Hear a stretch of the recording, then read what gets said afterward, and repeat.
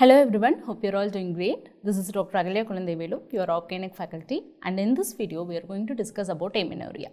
We are going to do amenorrhea in two parts, that is primary amenorrhea in one part and secondary amenorrhea in second part.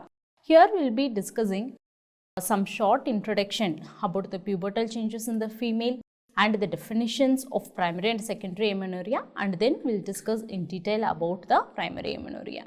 So let's start. So, pubertal changes in a female. First, there is a growth spurt, and following this, the changes will occur in the order TPM. Okay, it is TPM. So, that is, yes, thelarche, puberty and menarche. So, thelarche is the onset of breast development.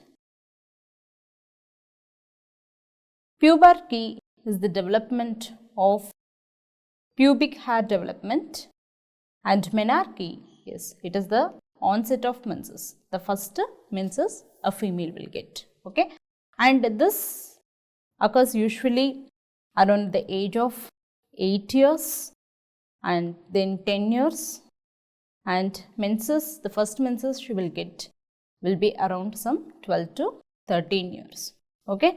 So, this is how the pubertal changes in a female are going to happen, okay, right. Now, usually the menses occurs within 1 year of peak growth velocity, then within 2 years of menarche and puberty, and third point is very important, when the bone age is around 13 years, okay. Now, let's discuss about the definitions of primary and secondary amenorrhea, okay. So, primary amenorrhea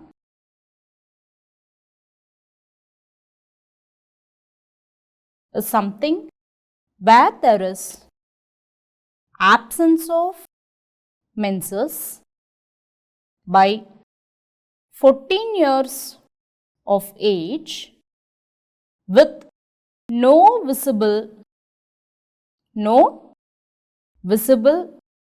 secondary sexual characteristics, okay, or there is absence of menses by 16 years of age in the presence of secondary sexual characters, okay. Yes, some books also mention these cutoff as 13 years and 15 years respectively. So, that is why we have to ideally start investigating at 13 and 15 years in the above cases respectively. Clear? Right. Now, let's also see the definition of secondary amenorrhea. So, secondary amenorrhea is the absence of menstruation for a period of 6 months if the woman had previous regular and spontaneous cycles, okay, and to a duration that is equal to her 3 cycles if her cycles were irregular, okay. So if her cycles were regular, then you have to take 6 months as a cutoff, and if her cycles are irregular, then you have to take the duration of her 3 cycles as a cutoff for secondary amenorrhea. Is that clear? I hope you understood. Okay. So before going into the actual discussion of amenorrhea, I just want to discuss about this reproductive physiology. Okay. That is the physiology of menstruation. So what is happening? The environment should be proper. Okay. So these are the 4 systems we have, right? So these are the 4 systems we have. That is the CNS, and hypothalamus, anterior pituitary, ovary. Okay, that also includes all these 4 compartments are going to act on the uterus, and finally you will get your menses, right? Yes. Is that clear? So what is going to act here? From the hypothalamus, it is going to be your GnRH, which is going to act on your anterior pituitary. From anterior pituitary, you will get your gonadotropins, which are nothing but your follicle stimulating hormone and luteinizing hormone. And when it acts on the ovary, you will get the hormones estrogen and progesterone, which will act on the uterus and bring about the menses. Yes. So the compartment 1 is the uterus, the lowermost compartment. Compartment 2 is the ovary, and compartment 3 is your anterior pituitary, and compartment 4 is your hypothalamus. Clear? And apart from this, the karyotype and the thyroid function, renal function, adrenal function, nutrition and metabolism should be normal. Okay.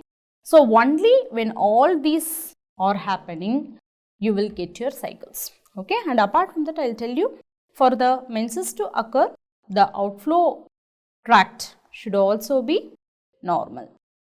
Clear? So only when all these compartments and the outflow tract is normal, the menses is going to come. Clear? Right. Now, let's discuss about the defects we can see in each compartment. Okay. So the causes of primary amenorrhea. I am going to discuss about primary amenorrhea here. So let's discuss about the causes of primary amenorrhea. Okay. So it can be vaginal cause. Say these are the anatomical defects. Okay. So that will include your MRKH syndrome, that is Mayer-Rokitansky-Kuster-Hauser syndrome. Okay. It is Mayer-Rokitansky-Kuster-Hauser syndrome. Then there can be cervical atresia, transverse vaginal septum, imperforate hymen,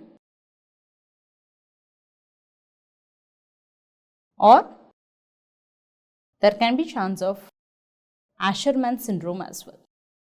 Okay, so these are the heterovaginal causes: MRKH, cervical atresia, transverse vaginal septum, then imperforate hymen and Asherman syndrome. Next compartment is about the ovarian causes, and here we will have most of the chromosomal abnormalities. Okay, like gonadal dysgenesis, which is the most common, that may include Turner syndrome, Mosaic-Turner syndrome, Swyer syndrome,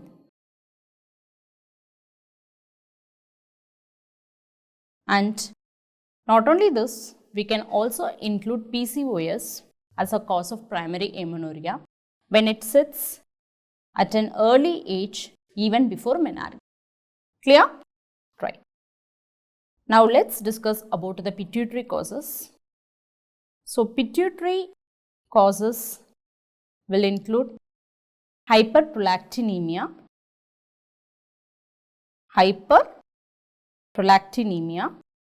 and if there was any trauma, tumor, infection,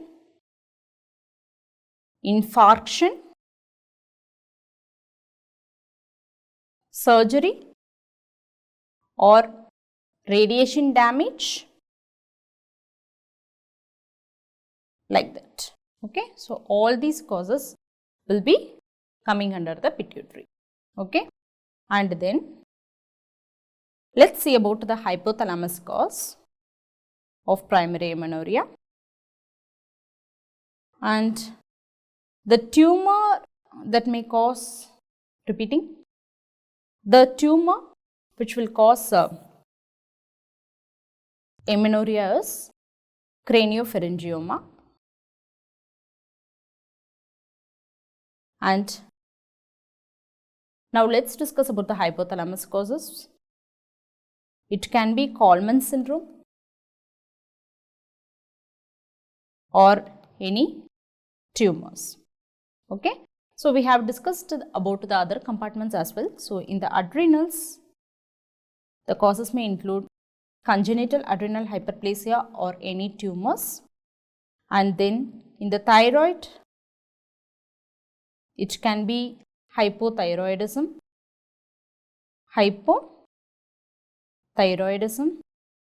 and there can be several enzyme deficiencies or receptor defects that can also result in primary amenorrhea. Is that clear? Yes. Okay. Now, let's discuss how primary amenorrhea is classified clinically. Okay. If you take primary amenorrhea, it is clinically classified into those who are having normal secondary sexual characters and those who are with absent secondary sexual characters. And people with normal secondary sexual characters are going to make up about 30% of this category. Okay, so those will include Mullerian agenesis, androgen insensitivity syndrome, people who are with vaginal septum imperforate hymen, or those who are having a constitutional delay. Okay, and this specific set of people are going to be eugonadotropic. Clear? And those who are with absent secondary sexual characters are further classified into those who are having high FSH and those who are having low FSH. High FSH category will be 40% and low FSH category will be making the 30%. So, absent secondary sexual characters is going to make 70% of the cases of amenorrhea. Okay. So, those are with high FSH can have gonadal dysgenesis or ovarian failure, and these people are hypergonadotropic. Okay. So, these people are going to be hypergonadotropic. Whereas, those are with low FSH, they can be constitutional delay, there can be Kallmann syndrome, prolactinemia, PCOS, congenital adrenal hyperplasia, or due to stress, weight loss, anorexia and tumors. And when it is happening from the level of brain, okay, so that is from the higher centers, definitely FSH is also not secreted, that means they are hypogonadotropic. Okay, so this is how the clinical classification of primary amenorrhea is done, and I hope you are clear with this. Okay, so when you start examining people, you have to give a staging that is known as Tanner staging. Okay, so you have to give a staging that is called as Tanner staging, that will be given for the breast development, pubic hair development and axillary hair development. Then you have to follow them with rectal examination. You have to examine the external genitalia as well as inguinal areas. Okay, inguinal areas you have to look for the presence of undescended testes. Okay, this is how your examination will be. Clear? Right.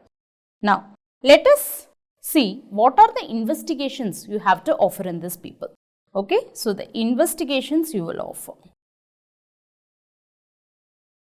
First one, you have to offer them a pregnancy test. Even then, a female comes with you for a primary amenorrhea or a secondary amenorrhea, whatever be it, first investigation you have to offer them is a pregnancy test. Okay. So, that has to be excluded in both primary as well as secondary amenorrhea. Second investigation, you have to order your serum gonadotropins, that is both your serum follicle stimulating hormone and luteinizing hormone.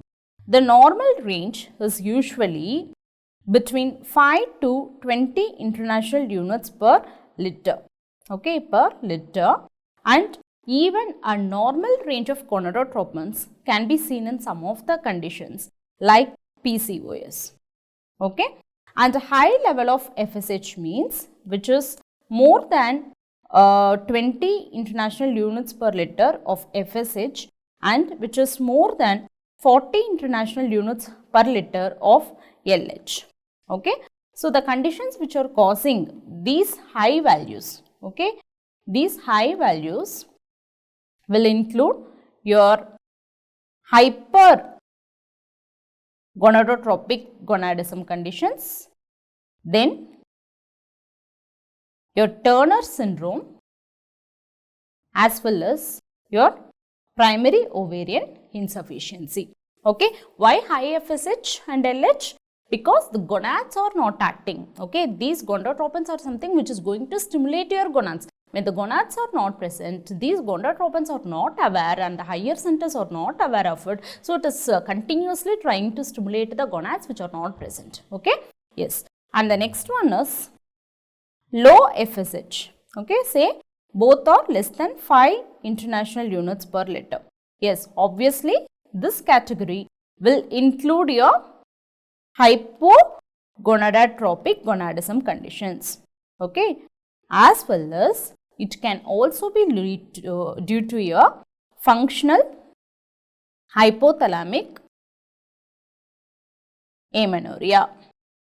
Okay, so these are the different conditions happening in the different values of your gonadotropins. Clear? Right. Next investigation is your thyroid stimulating hormone. When the TSH is high, it is going to be your hypothyroidism, and when the TSH is low, it is going to be your hyperthyroidism. Okay, and you have to know that hypothyroidism is the only cause that will be resulting in amenorrhea, whether it be a primary or a secondary amenorrhea. Because in hyperthyroidism, the clinical feature of menstrual irregularity will be, yes, there will be only a heavy menstrual flow. Okay, so that's what will happen in hyperthyroidism. Yes, and the next one is you have to even offer your serum prolactin levels, because amenorrhea can even occur with pituitary adenoma, drugs. Even your hypothyroidism can affect the values of prolactin, and you have to rule out any tumors as well, right? Now, let's discuss about the testosterone.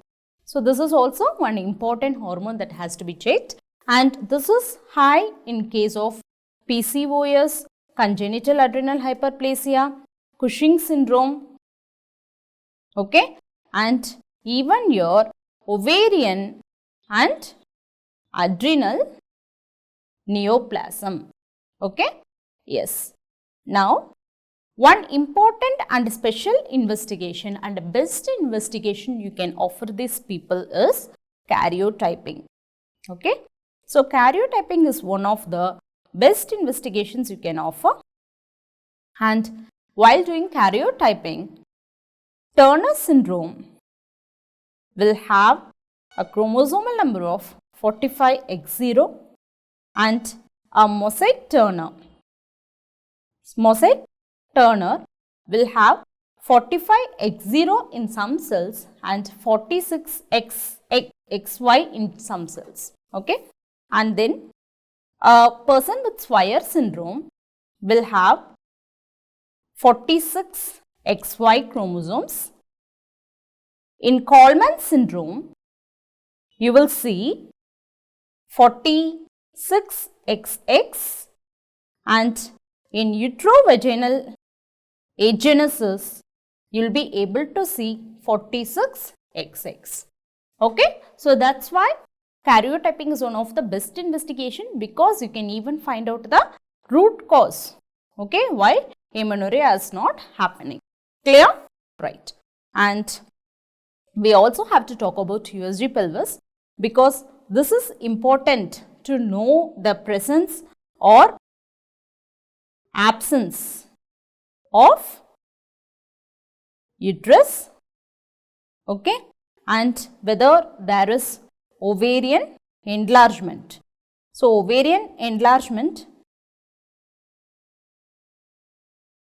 can happen in PCOS, the ovarian volume will be more in PCOS, right? As well as it can happen in any tumor conditions also. And finally, in case of imperforate hymen, there can be hematometra or hematocolpos or hematosalpinx. Imperforate hymen. Yes.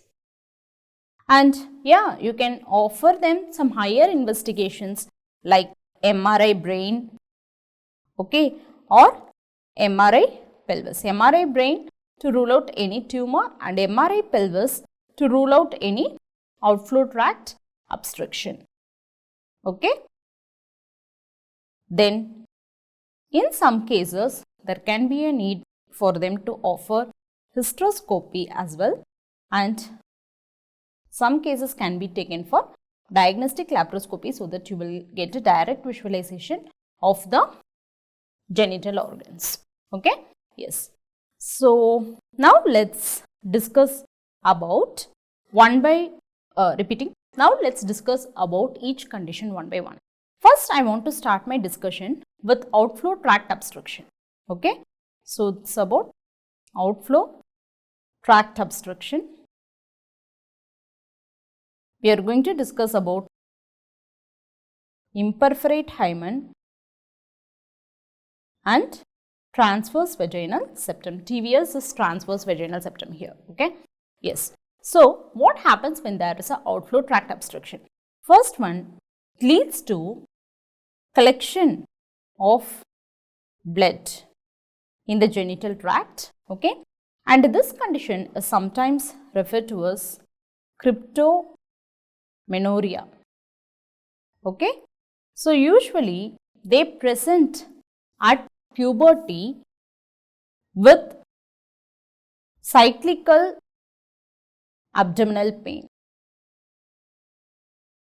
and this cyclical abdominal pain can even become persistent in some cases, okay. So what happens when blood is getting collecting? See, what happens means, let's imagine this is the uterus. So there is a outflow tract obstruction here, okay, and the female has attained menarche and the blood is going to collect, okay. So this endometrium is shed and the blood will start collecting from here, okay, and it will be going like this. So the first thing she will present will be with hematocolpos, okay, that is blood that is collected in the vagina.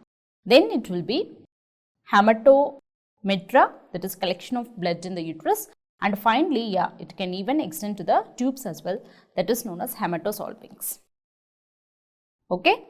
And not only the uterus and its openings are affected, okay. Imagine about the bladder. What is going to happen when the uterus is going to get distended with the blood collection? The urinary bladder is also getting some obstruction, so there can be urinary retention, as well as in the posterior side rectum is there, so there can be also constipation, okay. Yes. So, and also you have to know that since there is a retrograde flow that is happening, these women can also present with features of endometriosis. That is also possible. And when there is an anomaly of the genital tract, definitely there can be anomalies associated with the urinary tract. So anomalies of the kidney can also be associated, okay. So this also should be kept in the mind, okay. So when you see these women, these people usually have normal secondary sexual characters, okay. They will have normal secondary sexual characters. Then per-abdomen examination will show you palpable uterus because the uterus is distended with hematometra, and local examination will show you this, okay. There will be a bulge that will be seen. Usually this bulge will be bluish tensed bulging membrane, okay. in case of an imperforate hymen like this, or you will not be able to see any opening at all like this. Okay, so this is a case of vaginal agenesis. Okay, so yeah. Now, in this case, what you will do when there is blood distended and there is imperforate hymen, you are going to give a cruciate incision. Cruciate incision is a cross incision and you will be letting the blood collected inside. Okay, yes. Now, I want to discuss with you about another condition, another anatomical defect, that is transverse vaginal septum. Okay, transverse vaginal septum. A transverse vaginal septum can be at a low level, middle level or high level. One septum that is present at a high level is the most common among these three things. Okay, so here you will have a vaginal opening, and to diagnose this condition you may need a MRI as well. Okay, and how will you manage this condition of vaginal transverse vaginal septum? You will go for a septal resection. Okay, management is by septal resection. And for vaginal agenesis, what you will do? You have to create a new vagina, that is a new vagina, and the procedure to do that is known as vaginoplasty. Clear? Right. Now, let's discuss about the next condition, that is MRKH syndrome, that is Mayer-Rokitansky-Kuster-Hauser syndrome. This is one of the interesting conditions. Okay. So, what is happening here is there is complete Mullerian agenesis, and here you have absence of uterus, cervix and upper vagina. Okay, and when you check locally, you will have a small vaginal pouch alone. Okay, that can be 1 to 2 inch deep only. Okay, however, you will have distal parts of the fallopian tube in some cases. Okay, distal parts of fallopian tube in some cases, and yeah, definitely ovaries are present in them and they are also normal. Okay, so this is very important point to remember. Ovaries are only present, ovaries are present in this female, but the uterus, cervix and upper part of vagina are absent. Distal part of the tubes can be present in some cases. Okay, yeah.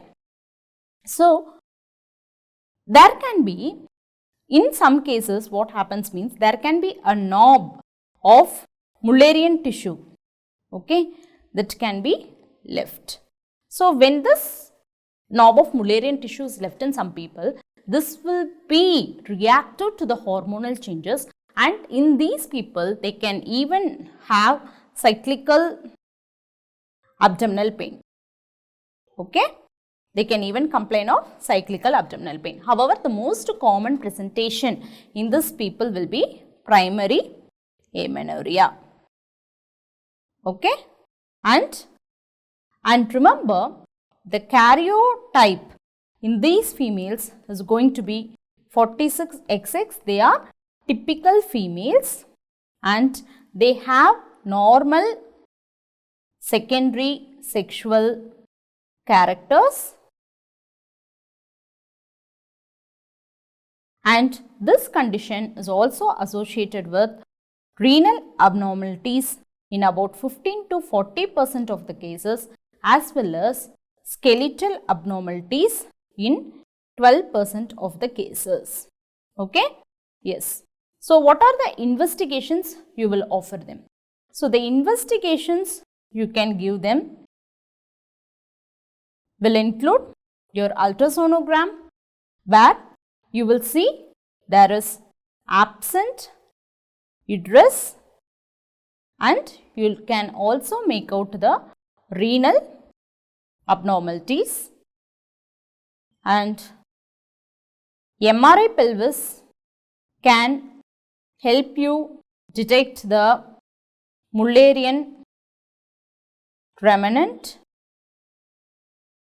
and the karyotyping I already told you, that is it will show 46XX, and the serum testosterone hormone is going to be within the normal levels. Okay, you can even go for a laparoscopy. Yes, what you will find in laparoscopy? The ovaries are definitely going to be normal, and in some cases you can find the distal end of the tubes. Okay, you can even see the remnant of Mullerian tissue. Okay, and this may need excision simultaneously because there can be cyclical abdominal pain. Okay, and you can even offer them intravenous pylography to exclude urinary tract abnormalities and X-ray for skeletal abnormalities as well. Clear? Right. Now let's see how will you manage this condition. So management, you have to know that these females are not having uterus. So definitely menstruation is not possible. Okay, you have to understand this fact. So how we can help the female is that she has a blind vagina, right? A blind vaginal pouch is present. So you can offer her vaginoplasty, and that can help her to retain her coital function at least. Okay, so that she can get married. And for childbirth, the reproductive options will include surrogacy, and nowadays uterine transplantation is also a new hope with IVF and embryo transfer. Okay, so this is all about Mayer-Rokitansky-Kuster-Hauser syndrome. I hope this is an interesting syndrome for you, right? Yes. Now, so this is a normal uterus which has the uterus, vagina complete. You have the tubes, ovaries, everything. What happens in Mayer-Rokitansky syndrome is there is absence of uterus, fallopian tubes and vagina, and you have only the ovaries. Okay, to summarize. Right. Now, androgen insensitivity syndrome. Okay. Yes. Now, this is a testicular feminization syndrome. Okay, this is a testicular feminization syndrome. The karyotype here is 46XY. So what is happening in this syndrome means there is androgen receptor defect. So this especially happens on the short arm of your X chromosome, and this is also considered as an X-linked recessive disorder. Okay. So what happens in this condition means the patients will have normal functioning testes that will produce normal levels of male testosterone hormone. Okay, but what is going to happen is there is receptor defect. Okay, there is going to be a receptor defect, androgen receptor defect. Okay, so what happens? The hormone is not going to act on the receptor. So the function of testosterone hormones are not executed. Okay, and also they have AMH, anti-Mullerian hormone, which prevents the development of internal Mullerian organs. Okay, but the androgen can be converted into estrogen, right? What is the enzyme acting here? Yes, aromatase. So, this conversion will help in bringing the breast development. Clear? Right. Now, there are three types of androgen insensitivity syndrome. One is your complete androgen insensitivity syndrome. Second one is your partial androgen insensitivity syndrome. And the third one is your 5-alpha reductase deficiency. Now, this 5-alpha reductase is an enzyme which converts testosterone into dihydrotestosterone, which is responsible for the complete expression of the male external genitalia features. Clear? Right. Now, let's see all these three syndromes together in this table. Okay. So, first one is inheritance. Okay. So, inheritance of complete and partial androgen sensitivity syndrome is X-linked recessive, whereas 5-alpha reductase enzyme deficiency is an autosomal recessive one. Okay, because enzyme deficiencies will always go into the autosomal recessive conditions. Okay, you can remember like that. And next one is about the defect. Where is the defect? Okay, here the receptors are either lacking or absent. Okay, here there are mutations or inactive receptors, and here there is a failure to convert testosterone to dihydrotestosterone. This conversion is not happening. And next one is about your external genitalia. Okay, so the external genitalia in complete androgen sensitivity syndrome is going to be like a typical female, whereas in case of partial androgen sensitivity syndrome, it is going to be ambiguous, and also in 5-alpha reductase deficiency, it is going to be ambiguous genitalia. That is, you cannot differentiate between a male or a female genitalia itself. Okay, and the next one is the internal genitalia is going to be male in all these cases. Okay, now tell me, when you have the internal genitalia as male, the gonads are going to be testes, right? Yes. And these people, when they will present to you. So, the presentation of complete androgen sensitivity syndrome is usually at puberty, because the external genitalia appears like female. Okay, and here, since it is ambiguous, these two conditions can present to you at birth or infancy. Okay, and the next point is about the phenotype at puberty, how they will look. I told you complete androgen sensitivity syndrome, they are going to look like a typical female. So, there is a well developed female breast.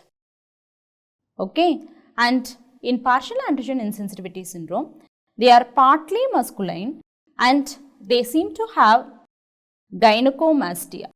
Okay, they seem to have gynecomastia. Whereas in 5-alpha reductase deficiency, they appear as typically with masculine features. Okay, so this is all about the three types of androgen insensitivity syndrome. Okay, now let me discuss about the treatment of these three conditions also. In complete androgen insensitivity syndrome, they are looking typically like a female with breast development. There is no testosterone levels are going to act like that. So, they can be reared as a female itself, and they can be offered hormonal supplements and gonadectomy at the puberty. And for the other two conditions, right at birth itself, it should be decided whether they can be reared as a male or a female. If option is taken to rear them as females, then the same thing in complete androgen insensitivity syndrome, like gonadectomy should be offered, as well as we have to give them hormonal supplement, right? Yes. Now, let's discuss about the difference between complete androgen insensitivity syndrome, okay, that is a testicular feminization syndrome, and Mayer-Rokitansky-Kuster-Hasa syndrome, okay, so that it will be made clear here itself. First, you have to look for the breast development. See, in both the conditions, you will have well developed breast,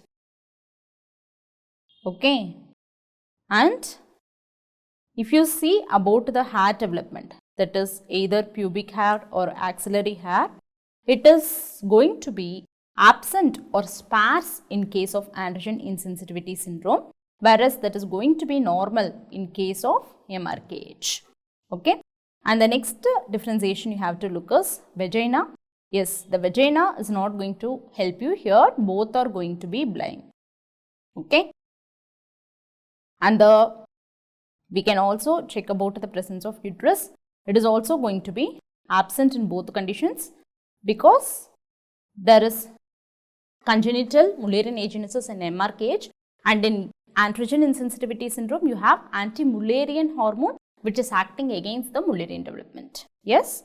Then the gonads are going to be testis in case of androgen insensitivity syndrome, and it is going to be ovary in case of MRKH, and the location of testis is variable. Okay, it can even present at the site of inguinal region, whereas the ovaries are usually present at the normal site. Okay.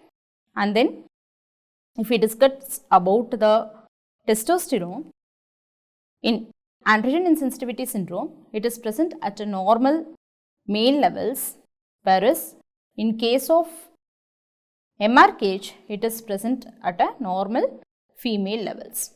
Okay. And the karyotype is going to be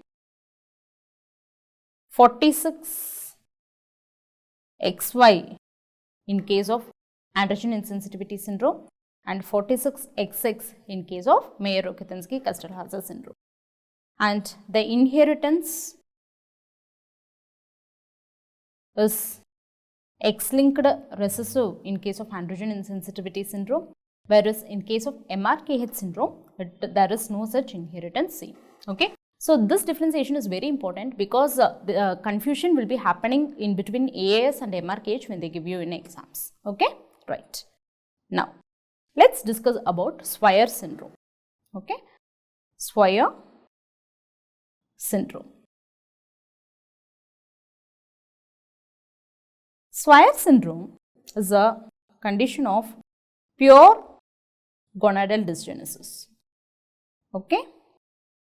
Here the karyotype is going to be 46XY and they are females. Here you have dysgenetic gonads that do not produce androgens as well as AMH. Okay.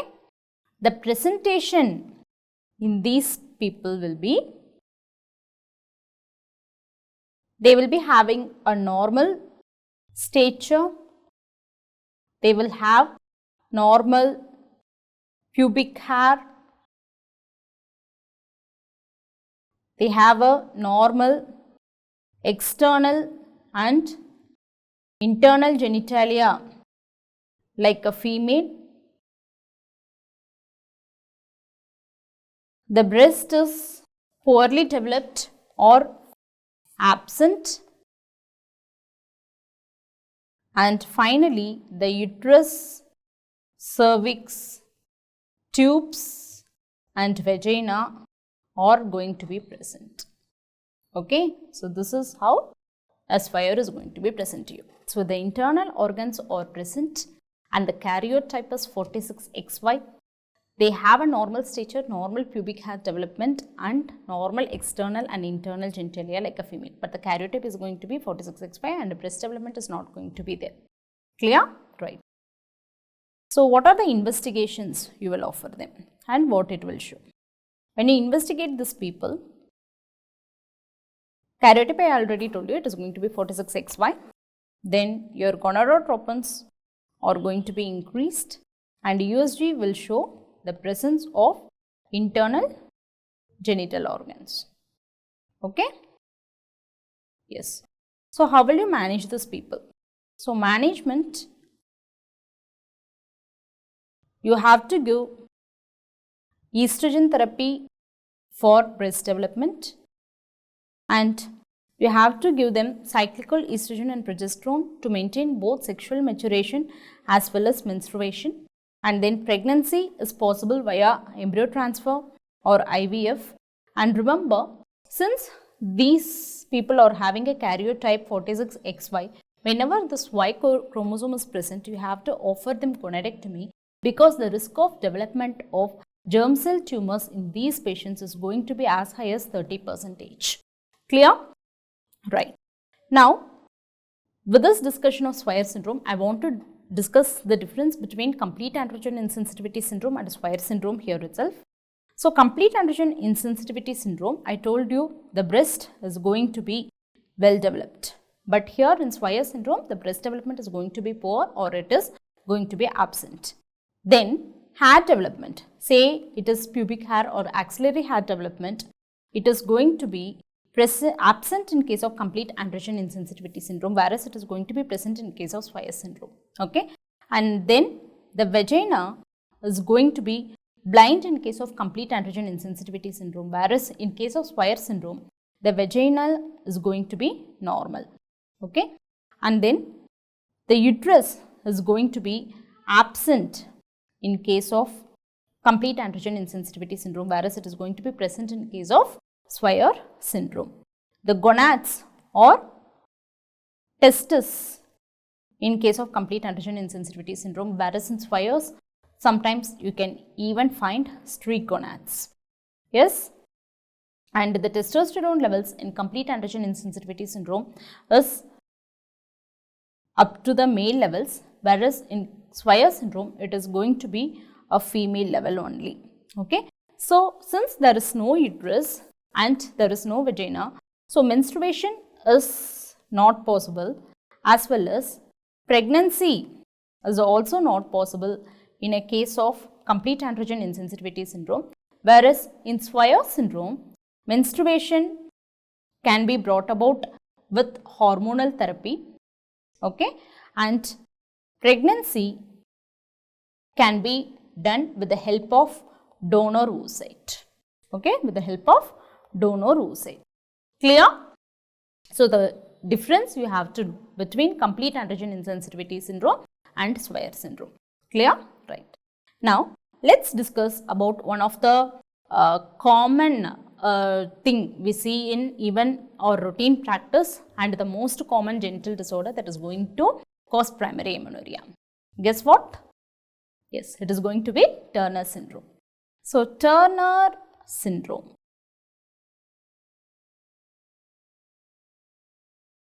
So, this is a most common syndrome of gonadal dysgenesis, which constitutes about 50 to 60% of the cases. Okay, the karyotype is going to be 45X0.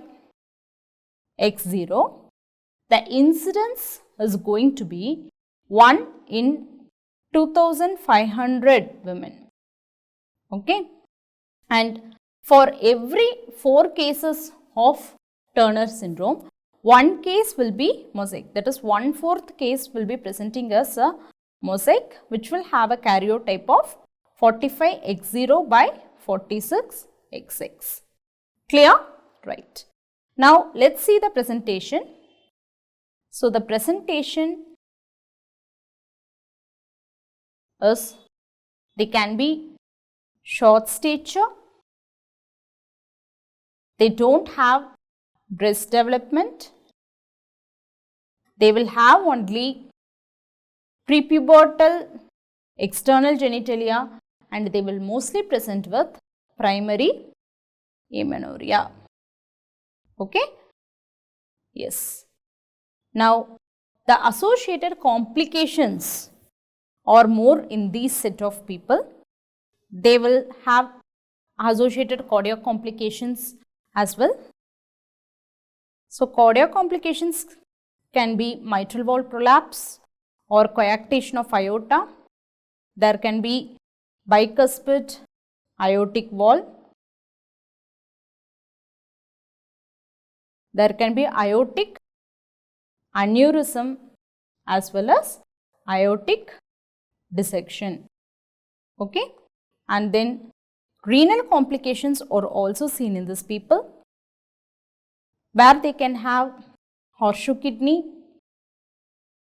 that can be a single kidney or a kidney that hasn't ascended up. Okay, that is your pelvic kidney. And not only this, they can even have hearing impairment. They are more prone to get type 1 diabetes mellitus or hypertension, more prone to get autoimmune disorders as well, like your autoimmune thyroiditis or Hashimoto thyroiditis. Okay, right. Now, these are the clinical features of a Turner. She is a short-statured woman who is having a low hairline and characteristic facial features. There is a fold of skin that is coming in the neck. She has a shield-shaped thorax, widely spaced nipples, shortened metacarpal, that is especially the fourth metacarpal is short. She has small fingernails as well. There is nevus, that is brown spots that is present all throughout her body. In the heart, she can have coarctation of hiatus, there is poor breast development, elbow deformity she can have, especially the cubitus valgus condition. She has rudimentary ovaries, that is streak ovaries or the underdeveloped gonadal structures. Because of that, there is no menstruation is going to happen in this people. Okay, clear. Now, let me tell you, she is 45X0, right? That means one X chromosome is absent. One X chromosome is absent. So, what happens?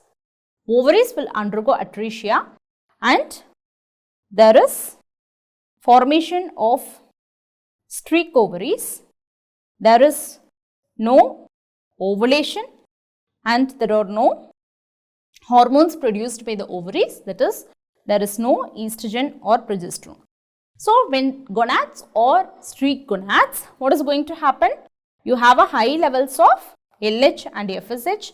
That's why these people are hypergonadotropic hypogonadism type of primary amenorrhea people, and they will have a normal female external genitalia. Okay, external genitalia is going to be normal. Okay, the investigation you can offer them is a USG or laparoscopy, which will show you the streak gonads. Okay, so how will you manage these people? For managing these people, you can give estrogen for breast development, then cyclical estrogen and progesterone can be given to retain their menstrual function, and yeah, pregnancy is possible in these people via donor oocyte, and cytogenetic analysis should be performed for the presence of Y fragments of chromosome. If present, then removal of the gonads, that is gonadectomy, has to be done to prevent malignancy. Clear? Right. Okay. Now, let me tell you how to difference between the different types of gonadal dysgenesis. First, you will see the height of this people. If the height is going to be reduced, then she is going to be a Turner definitely. And if the height is going to be normal, you have to give karyotype, and when you offer karyotype, if it comes as 46XY, then she is going to be a Swaya, and if the karyotype is 46XX, then it is going to be a pure gonadal dysgenesis condition. Clear? Right. Now, we are going to discuss about Kallmann syndrome. Okay. So, Kallmann's syndrome is a case of it is hypogonadotropic hypogonadism.